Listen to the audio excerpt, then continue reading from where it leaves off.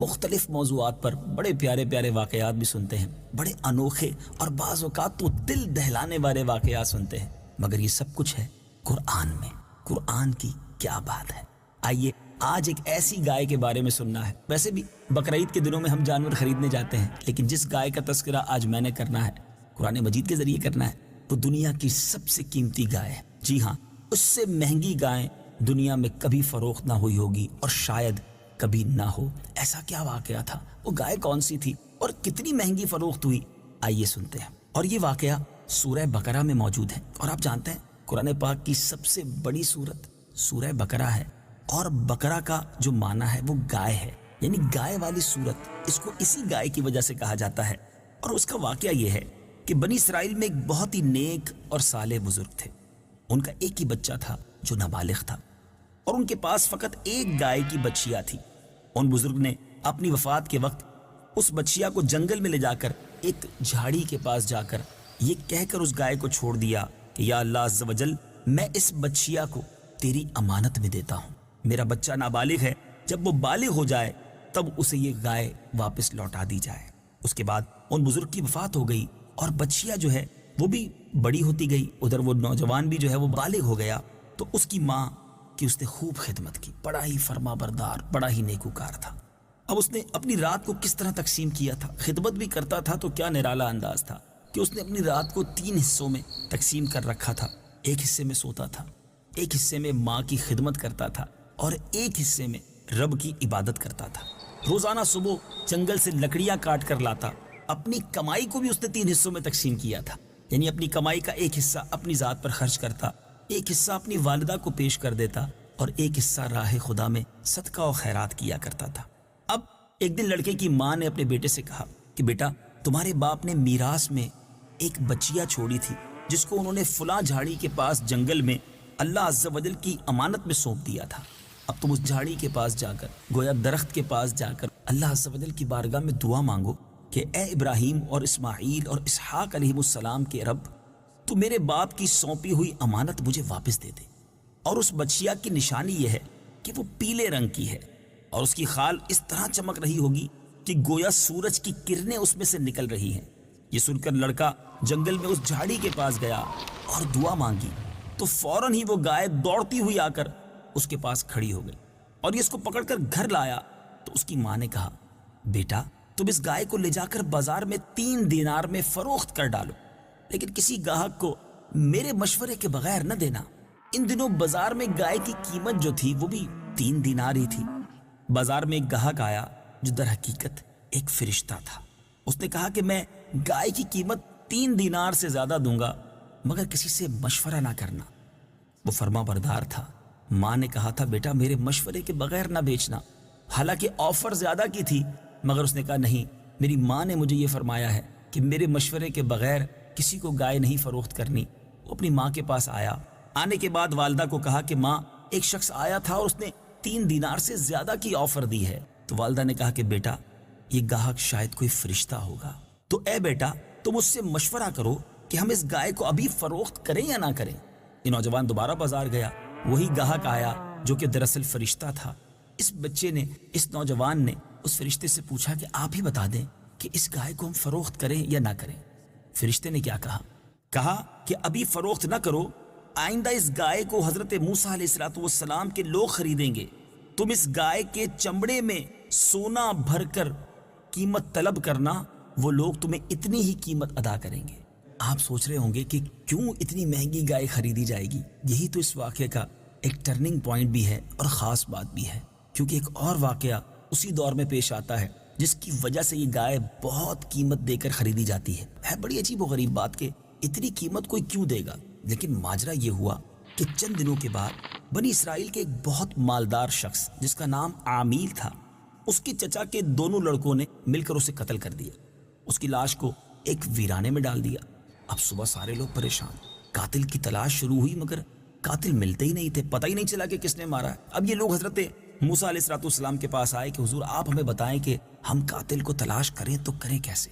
آپ نے فرمایا کہ گائے ذبح کرو، اس کی زبان یا دم کی ہڈی سے لاش کو مارو، تو وہی لاش زندہ ہو کر اپنے قاتل کا پتہ بتا دے گی۔ بڑا سمپل تھا، مگر اب اس قوم نے ایک عجیب کام یہ کیا کہ کوسچنز کرنے شروع کیے، سوالات کرنے شروع کیے۔ بنی اسرائیل نے کہا کہ گائے کا رنگ بتائیں، اس کی عمر وغیرہ، اور اس کے اندر بہت قریت کرنا شروع کر دی۔ اور بالآخر جب وہ اچھی طرح سمجھ گئے کہ فلاں قسم کی، فلاں کلر کی، فلاں عمر کی اور اس طرح کی گائے چاہیے، تو اب تلاش شروع کر دی۔ جب یہ تلاش کرتے کرتے اس لڑکے کے پاس پہنچے تو بالکل وہی گائے اس کے پاس تھی جس کا حضرت موسیٰ علیہ السلام نے ان کی پوری ڈیفینیشن بتائی تھی، پوری تفصیل بتائی تھی۔ جب یہ اس گائے کے پاس پہنچے تو گائے کہا ہمیں بیچ دو۔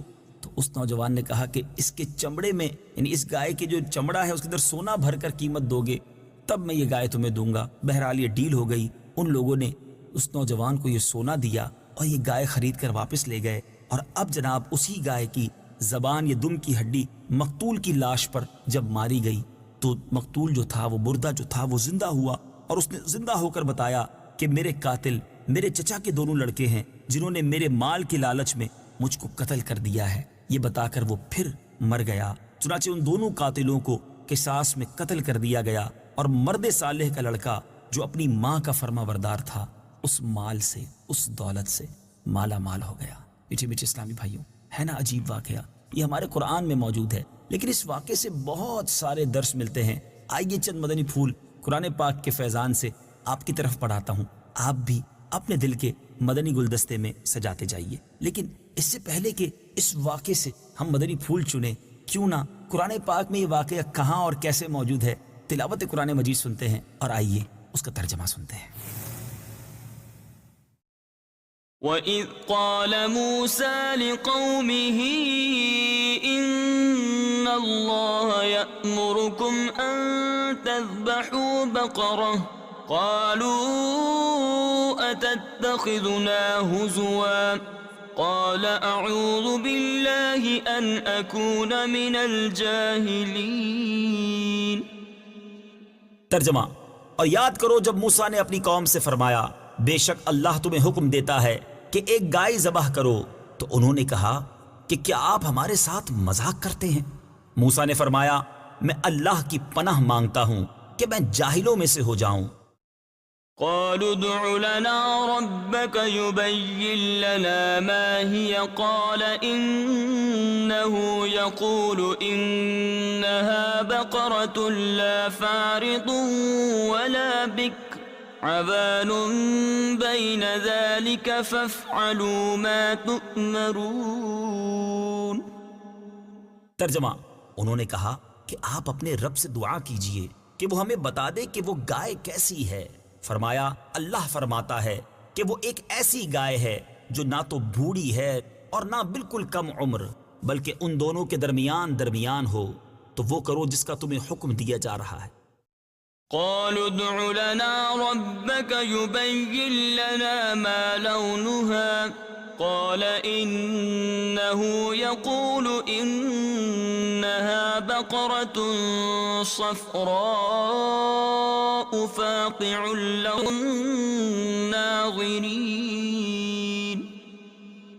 ترجمہ: تو انہوں نے کہا آپ اپنے رب سے دعا کیجئے کہ وہ ہمیں بتا دے اس گائے کا رنگ کیا ہے۔ فرمایا کہ اللہ فرماتا ہے کہ وہ پیلے رنگ کی گائے ہے جس کا رنگ بہت گہرا ہے، وہ گائے دیکھنے والوں کو خوشی دیتی ہے۔ قالوا ادع لنا ربك يبين لنا ما هي إن البقرة شابه علينا وإنا إن شاء الله لمهتدون۔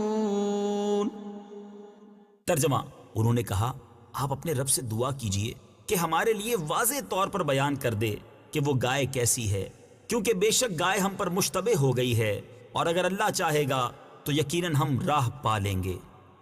قال إنه يقول إنها بقرة لا ذلول تثير الأرض ولا تسقي الحرث مسلمة لا شية فيها قالوا الآن جئت بالحق فذبحوها وما كادوا يفعلون۔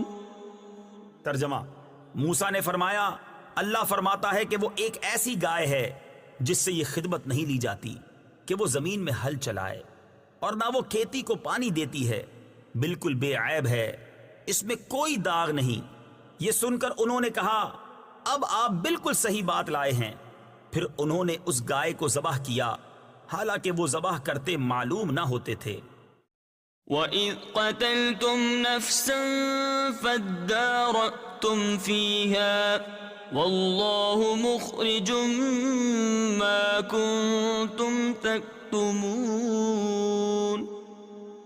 ترجمہ، اور یاد کرو جب تم نے ایک شخص کو قتل کر دیا، پھر اس کا الزام کسی دوسرے پر ڈالنے لگے، حالانکہ اللہ ظاہر کرنے والا تھا اس کو جسے تم چھپا رہے تھے۔ فَقُلْنَا اضْرِبُوهُ بِبَعْضِهَا كَذَلِكَ يُحْيِي اللَّهُ الْمَوْتَى وَيُرِيكُمْ آيَاتِهِ لَعَلَّكُمْ تَعْقِلُونَ۔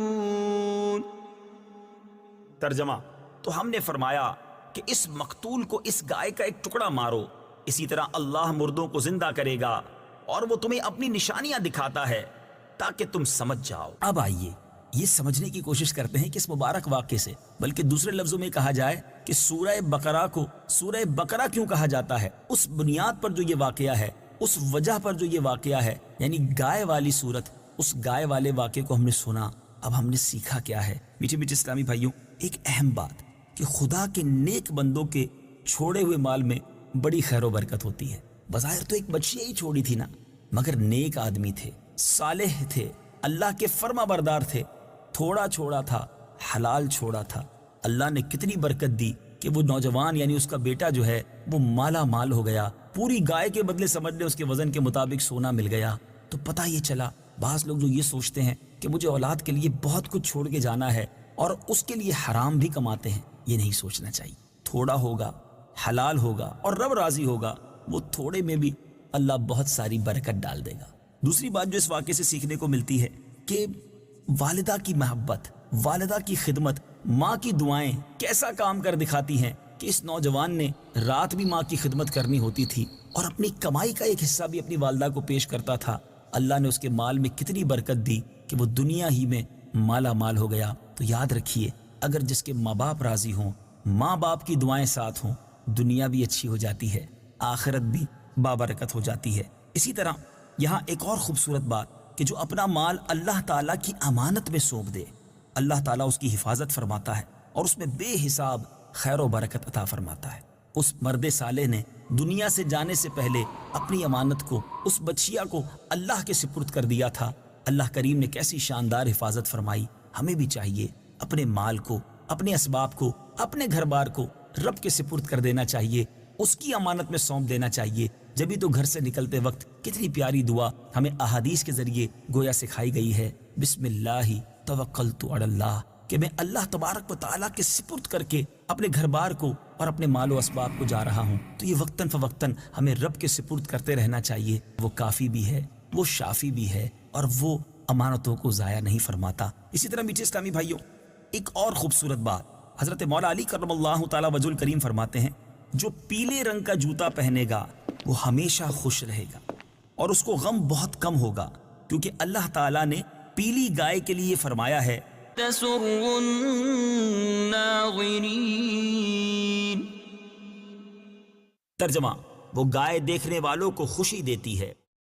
کیا بات ہے مولا علی کرم اللہ تعالیٰ وجہ الکریم کے فہم القرآن کی، کہ اس واقعے سے کیا خوبصورت مدنی پھول ہمیں بتایا۔ شاید آج بہت سارے مدنی چینل کے ناظرین کو یہ راز پتہ چل رہا ہوگا کہ امیر اہل سنت بھی اور دعوت اسلامی کے بہت سارے مبلغین بھی پیلے رنگ کے چپل کیوں پہنتے ہیں۔ تو وہاں اس کے پیچھے یہ قول ہے، اور علماء کہتے ہیں کہ جہاں پیلے رنگ کا چپل فکریں غم دور کرتا ہے، وہاں کالے رنگ کے جو چپل ہیں وہ نہیں پہننے چاہیے کہ وہ فکروں کو بڑھاتے ہیں۔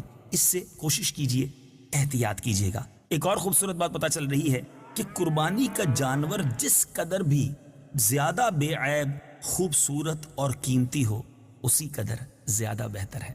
ماشاءاللہ، جب بھی قربانی کریں اللہ کی راہ میں تو دل کھول کر خوبصورت جانور تلاش کریں۔ ہاں، اس میں ایسا نہیں ہونا چاہیے کہ اس لیے بڑا جانور لے رہا ہوں، اس لیے خوبصورت جانور لے رہا ہوں کہ لوگوں میں واہ واہ ہو، ذرا محلے میں نام ہو جائے۔ نہیں، ہمیں جو بھی عمل کرنا ہے اللہ کی رضا کے لیے کرنا ہے، اللہ راضی ہو جائے اس لیے خرچ کرنا ہے۔